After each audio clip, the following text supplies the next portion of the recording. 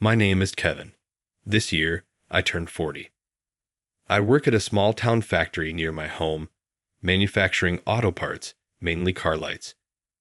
My job is to supervise temporary workers lined up on the assembly line and ensure we deliver the specified lights by the deadline. Some of these workers have issues that trouble me, and one such case is the recently joined Emily Smith. There are no problems with her work or performance. In Emily's case, it's not so much a problem as it is a concern. Emily didn't have lunch again today. I asked her, sitting in a corner of the cafeteria during lunch break. She looked up at me awkwardly. "Yes, I didn't have time to buy," she said. "You can leave the factory to buy some," I suggested. "But wouldn't that be against the company's rules?" she asked. "It can't be helped. If you don't eat properly, it'll affect your work in the afternoon too," I replied. "I'm sorry, but I don't have the money to buy food," she said. Again, she not only doesn't bring lunch, but she also barely has any money on her.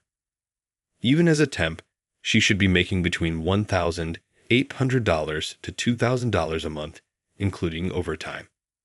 The pay might be low, but it's not so bad that she should always be struggling financially. Plus, she lives with her parents. She should have some money to spend. "Hey, are you managing your money properly?" I asked.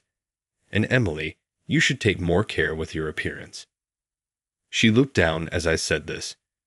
Emily had just graduated from high school, but frankly, she was unkempt. Although she seemed to bathe, it appeared she wasn't washing her company uniform properly, as it was dirty and worn out. She smelled bad, causing complaints from other temp workers. "I'm sorry. I'm not allowed to use the washing machine," she explained. "That can't be true. Everyone's getting upset, so please come properly dressed from tomorrow," I insisted. She nodded weakly to my words, but at that time, I didn't realize she was in a situation far worse than I could have ever imagined. These young people nowadays really lack discipline. That night, after finishing work and returning home, I grumbled to my wife Susan for dinner about Emily again. Yes, she doesn't really bring lunch, she's careless with money, and on top of that, not washing her clothes is just the worst. Don't you think? Oh, that topic again. Susan's expression clouded. Lately, I have been complaining about Emily to my wife quite a bit. She must be tired of hearing it, but Susan's reaction was unexpected. "Maybe Emily is being mistreated by her parents," she said.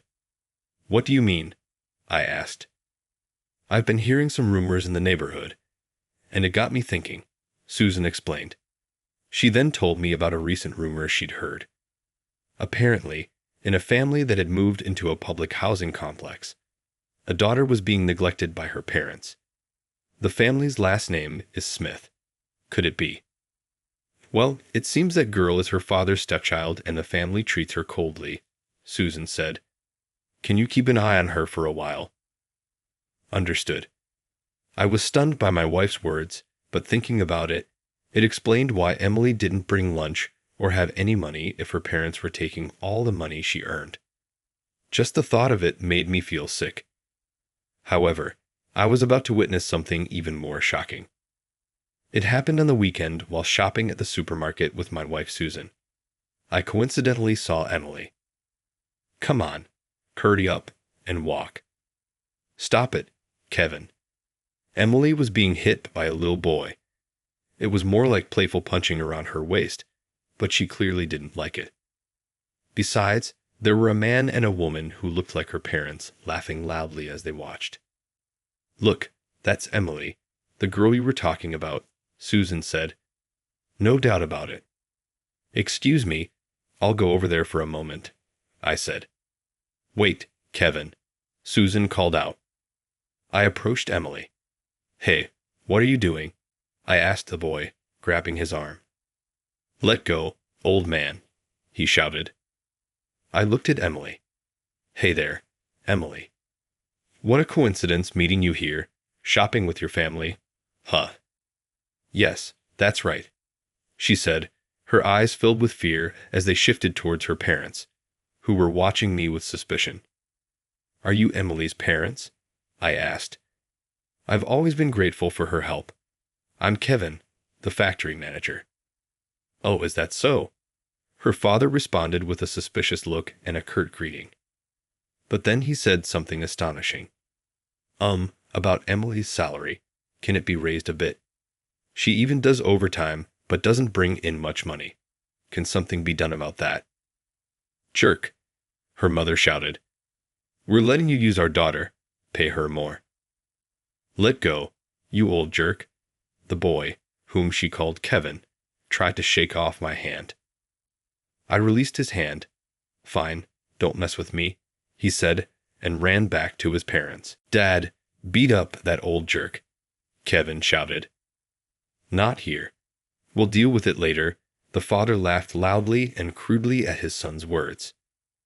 What's with these people? Susan murmured beside me. She gently tugged at my clothes, a signal to move away from these people. Well, we'll be going then. See you at work, Emily, I said. Hey, think about her pay raise, will you? The father shouted after us. Ignoring the shouting boy, we walked away from the Smith family. Emily watched us leave with a longing gaze. Kevin, thank you for yesterday. The next day at work, Emily approached me. I didn't realize what you were going through. I'm sorry for any thoughtless things I've said before. I know it's embarrassing, but I couldn't do anything about it, she said, and began to slowly share her circumstances. Since her parents divorced and she was taken in by her father, Emily had always been burdened with household chores. Because of this, there were times she couldn't go to school. After middle school, she worked part-time while attending a night high school with her father's permission. At that time, she wasn't deprived of her earnings. She had to manage everything herself, but she lived relatively freely. However, everything changed after her father remarried.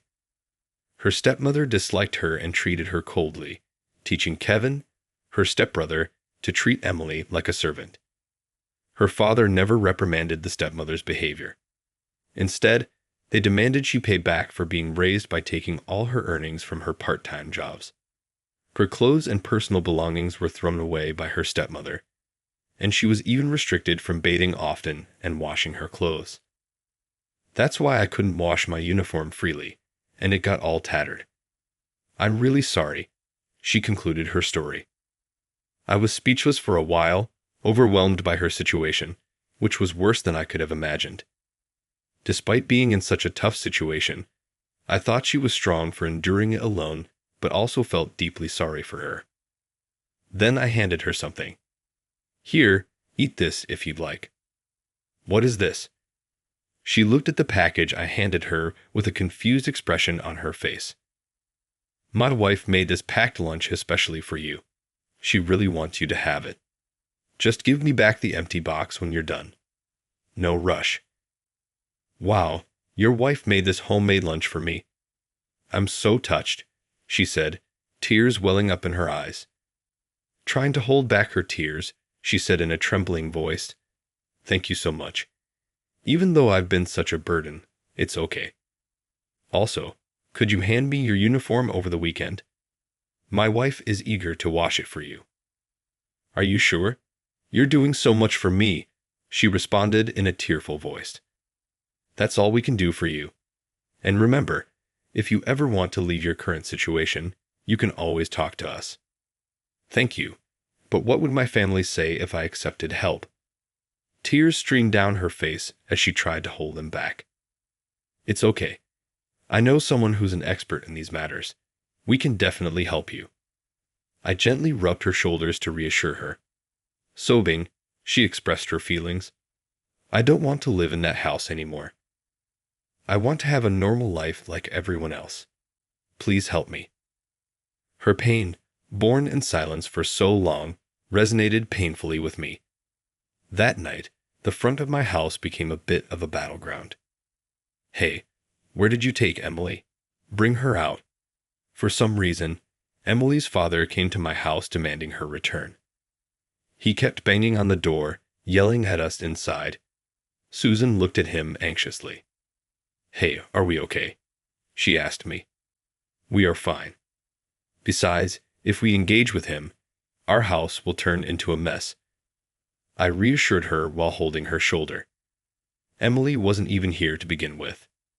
It's a hassle that he showed up like this. For now, I've called the police, just like you said. Susan whispered to me while holding her phone. Good, that's the right move. I smiled at Susan and took the phone from her. I then dialed a certain number. Soon after, Emily's parents were taken away by the police. Phew, that was scary. I'm sorry for causing this. Emily's apologetic voice came through the phone. I spoke gently to her over the phone. No, it's okay. Did you manage to get to the station all right? Yes, I'm on my way to the NPU you told me about, Emily replied happily. Yes, I was the one who helped her run away from home. The reason Emily's parents came to my house was that I had advised her to leave a note implying she was heading here.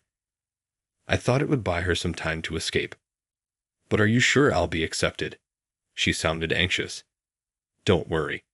Helping kids oppressed by their parents is what that NPU does. Thank you so much. Her voice trailed as she spoke. I could sense her near tears even over the phone. I've done what I can now. It's up to you. You have to carve out your own life. You okay with that? Yes, I'll be fine. You've endured your family's unreasonable treatment for so long. I'm sure you'll be okay, no matter what difficulties you face. Yes. Oh, I've arrived. I'm going to hang up now. All right. Take care. Yes, thank you for everything. With those words, the call ended. I gently moved the phone away from my ear and smiled kindly at Susan beside me. She'll be fine. She's brave enough to ask for help. Susan smiled back and gently held my hand. Later, I heard that the NPU had reported Emily's parents to the police, and they were being investigated. Her stepbrother Kevin was taken in by his father. The next day, when the employees wondered about her absence, I simply said she had moved. Years passed in the blink of an eye. Look, Kevin, we've got a Christmas card from Emily. Really? I exclaimed as Susan handed me the card. In the Christmas card, she appears posing with her husband. She is also holding a cute baby in her arms. All three were smiling happily. She says the baby girl was born healthy last year. We need to send a gift. Emily had successfully severed ties with her parents and started a new family after our intervention. We still catch up over the phone every few months. She's now a mother. She's going to be a great mom. I agree. We smiled at each other while looking at the Christmas card. Though Emily had endured tough times, she was now happily living with her new family. I'm glad I listened to her plea for help back then, and I'm profoundly grateful to Susan for her support. Watching her smile, I thought to myself, I truly wish from the bottom of my heart that she continues to lead a happy life.